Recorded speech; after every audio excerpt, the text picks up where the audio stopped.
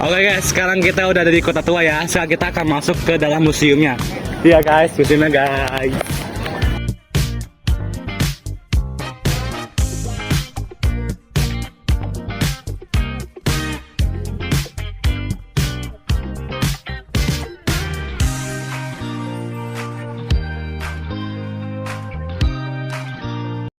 Oke, kali ini aku mau menjelaskan beberapa artefak yang dari suku Buni yang ada di Jakarta. Yang pertama dari Buni ke Jabodetabek, peninggalan arkeologi yang ditemukan di Jakarta dan sekitarnya memiliki ciri yang serupa dengan konteks gerabah Buni, yaitu terutama temuan berupa gerabah dari berbagai bentuk dan ukuran, maupun beliung persegi, artefak logam, batu asah, gelang batu, dan manik-manik. Situs pertama yang memperlihatkan ciri seperti ini terdapat di Desa Buni, Bekasi. Namun demikian, temuan dengan ciri serupa tersebar sampai ke daerah aliran Sungai Citarum dan Sungai Bekasi, termasuk ke wilayah Jakarta, bahkan sampai ke Banten. Oke, kita lanjut ke sini ya. Ya, ini contoh-contoh peninggalan dari suku Buni. Dan di sini menjelaskan bahwa kerangka manusia dari situs Batu Java Karawang, Jawa Barat. Situs Batu Java Karawang, Jawa Barat merupakan salah satu situs penting dalam catatan sejarah dan ini merupakan contoh kerangka manusia yang ada di Karawang, Jawa Barat ya. Makanya ada tulang belulang, ada ini dia kerangka kurang lebih lengkapnya ya. Dan juga ada beberapa contoh gerabah. Oke, ini adalah peta peninggalan wilayah tinggalan kebudayaan Buni.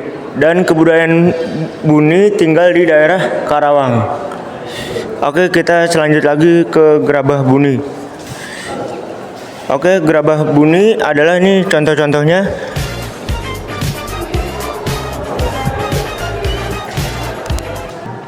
Nah, sekarang kita masuk ke ruangan masa bercocok tanam dan perunggu. Oke, di sini ada batu kampak.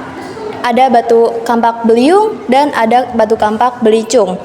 Yang besar ini untuk memotong kayu dan yang kecil-kecil ini untuk memburu hewan. Dan di sini ada cara pembuatan alat batu.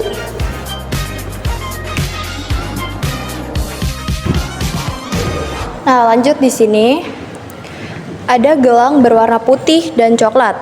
Nah, gelang ini untuk membedakan jenis kelamin. Yang berwarna putih untuk wanita dan yang warna coklat untuk laki-laki. Nah, di sini juga ada kalung. Kalung ini untuk membedakan suku. Di sini ada contoh kampak dari batu beliung dan belincung. Ini cara pemakaiannya. Di sini kita masuk ke ruangan Taruman Negara. Di sini ada prestasi tugu dan di sebelah sana ada prestasi Citeran. Selanjutnya di sebelah sana ada prestasi kebun kopi.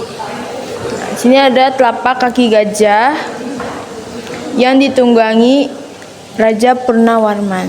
Terima kasih. Sekarang kita masuk di ruangan Tarumanegara Sunda.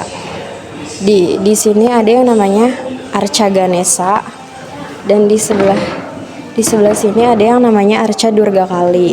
Lalu di sebelah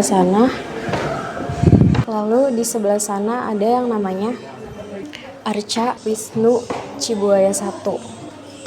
Dan di sana ada yang namanya Arca Wisnu Cibuaya 2. Ini adalah tempat penyimpanan rempah-rempah dari VOC yang bernama Batavia Winkel.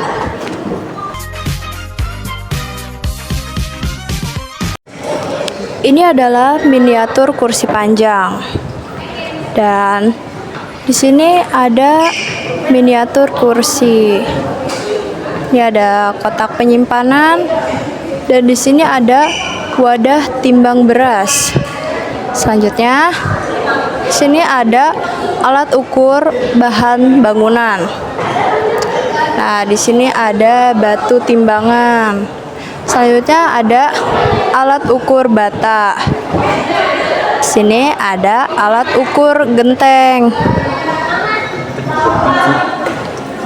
Nah, sekarang kita berada di 3 lukisan yang menggambarkan 3 kejadian pengadilan yang berbeda.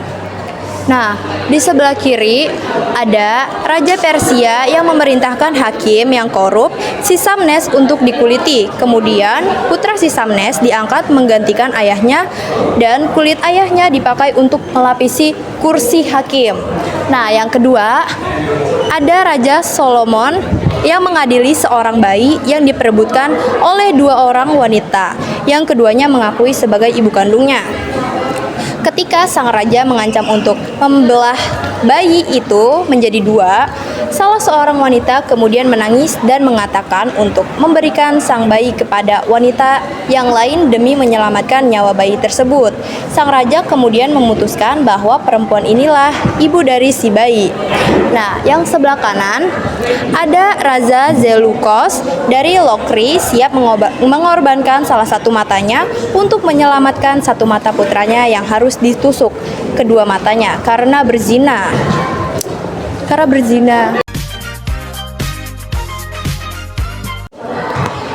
Lalu di sini ada uang kertas setelah kemerdekaan.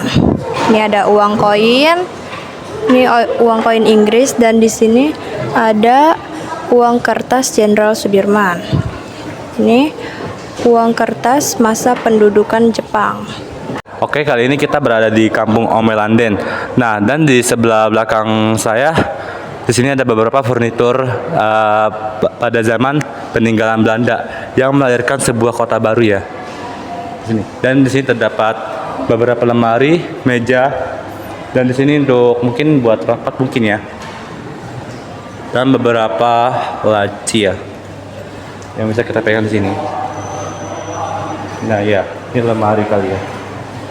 Dan di sini ada ulekan pada zaman kolonial. Di sini juga semacam apa tahu tuh? Di sini semacam kendi. Dan oke, sekarang kita lagi berada di balai kota ya. Dan ini merupakan tempat sidang yang digunakan oleh para pahlawan ya dulu. Dan di sini ada tempat arsip negara ya. Dari sini ada penjelasannya. Sini. Nah, ruang sidang Dewan Kota Praja.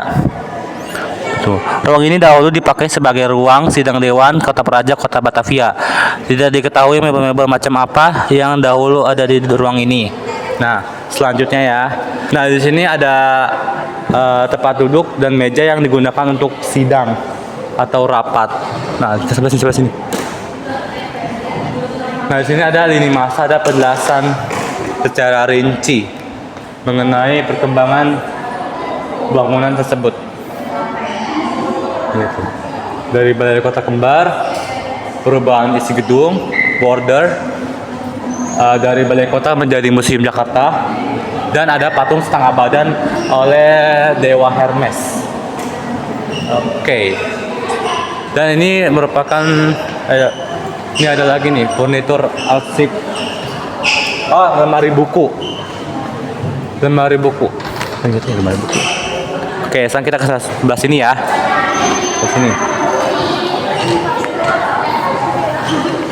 Dan ini ada lukisan Jenderal Van der Para yang ada di kota Batavia. Dan lukisan ini dilukis sekitar tahun 1761 hingga 1775. Oke, ini adalah kota Batavia pada tahun 1619. Oke, kita selanjut lagi. Oke, ini Batavia pada tahun 1650. Kali ini kita berada di ruang lini masa, yaitu ruang di mana sebelumnya bernama Kalapa menjadi Jakarta, yaitu dimulai pada awal sampai ya.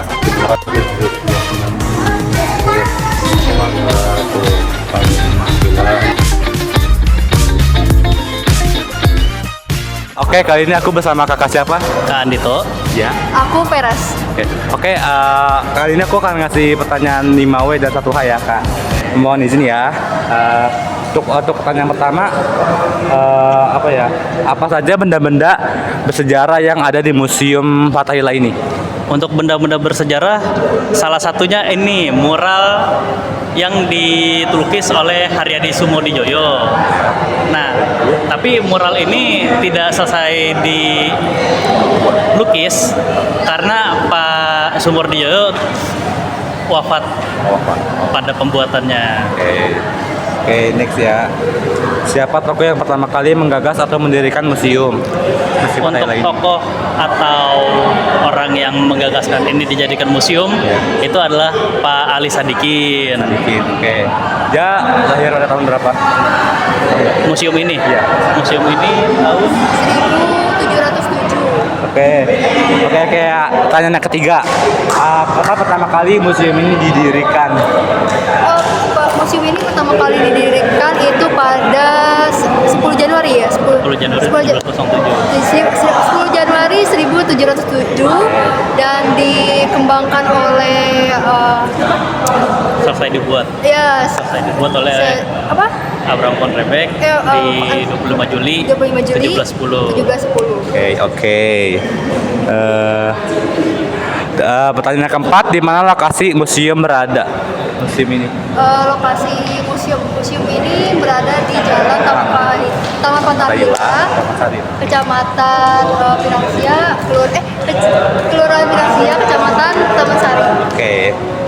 Terus pertanyaan yang kelima, mengapa museum ini didirikan? Museum ini itu didirikan dengan tujuan untuk mengingat kembali kejadian yang pernah terjadi pada Batavia. Oke, ini yang terakhir ya, Kak. Bagaimana petugas museum merawat benda-benda bersejarah yang ada di museum? Kami melakukan perawatan secara rutin, seperti fumigasi. Oke. Sekian, makasih ya, Kak. Oke. Sama-sama. Ya. Oke guys, kali ini petualangan kita sudah selesai. Dadah. Selamat masuk.